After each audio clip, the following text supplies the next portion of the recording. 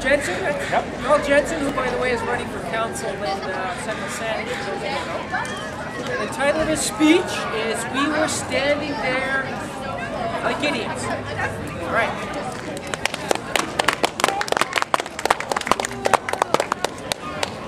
Good morning. Welcome, everybody. Who here likes to travel? Yes. That's an easy one. Now, who here has had a travel experience that was terrible? Well, I think I've got a tale that will top all of your worst travel nightmares. This tale began many years ago, approximately 1985, when I was a wee lad. It involved a family vacation to Mexico. It was going to be myself, my little brother, and my parents. It was a simple trip. Well, it was supposed to be a simple trip. We would leave Vancouver on a Wednesday morning.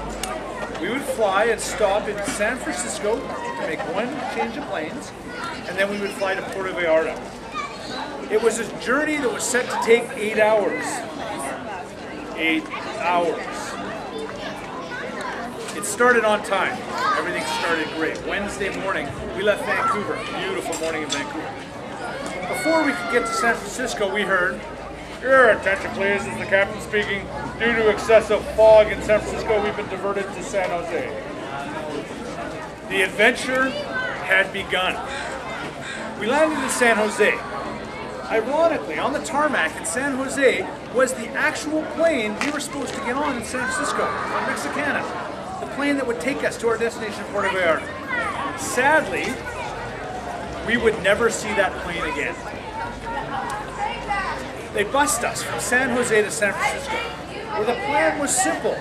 We were going to wait out the fog, and when the fog lifted, they would fly us off to our destination in Mexico. Only the fog never lifted. Now you're thinking, oh, that's no big deal. These days, technology has lots to do. Well, keep in mind, this is circa 1985. There were no laptops, there were no video games, and there were certainly no iPods. The only toy I had was a yo-yo, and that was my little brother. It's amazing we didn't burn the airport down out of sheer boredom, as we were there all day. By the evening, well, there wasn't much to do. We were going to spend the night in San Francisco. Luckily, we were provided with a hotel, we were provided with meal vouchers so that we could eat. Off we went, and we returned the next day. Thursday morning, day 2. The sky was clear. Planes were leaving. So we thought, perfect, off we go. The only problem was, it was Thursday's flights that were leaving. There was no plan of what to do with everybody from Wednesday. We stood around. As my dad said, we were standing there like idiots.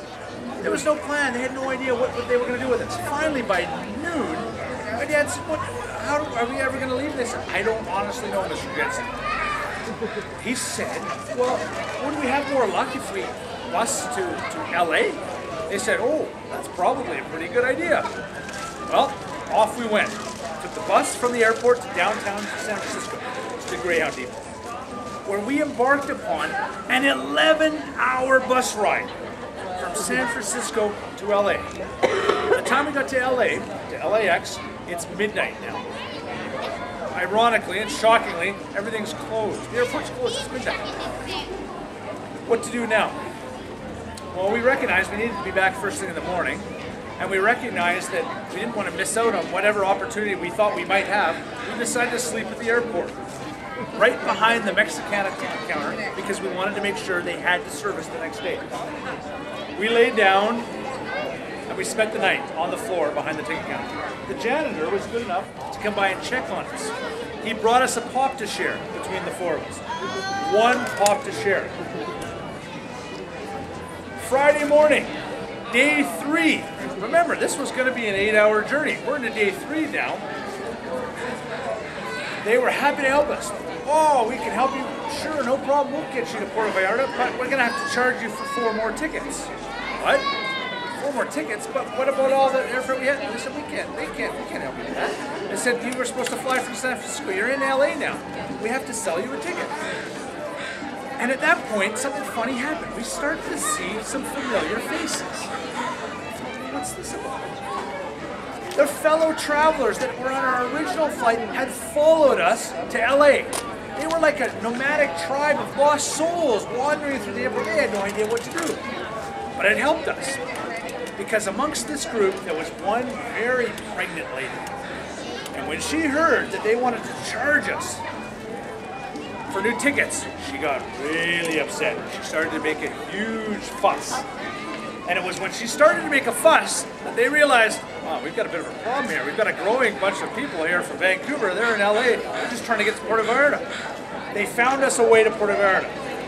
The bad news was it was going via El Paso, Texas, and the flight was leaving right now. We had to run to the gate. We ran to the gate. We helped the pregnant lady run to the gate. We got there. They held the plane for us. We got on the flight. And off we flew to El Paso, Texas for a stopover of approximately an hour. Enough time to get off the plane, stretch our legs, and say we'd been to El Paso, Texas. Get back on the plane, El Paso. Hi, how are you? The plane taxis out from the gate and stops. And taxis right back into the gate. And our favorite, all too familiar voice comes on. Your attention please, this is the captain speaking. Oh, we can't seem to get engine number 1 fired up, so we're going to see if we can stay on the ground and get it fixed. We won't be long, so please stay in your seats.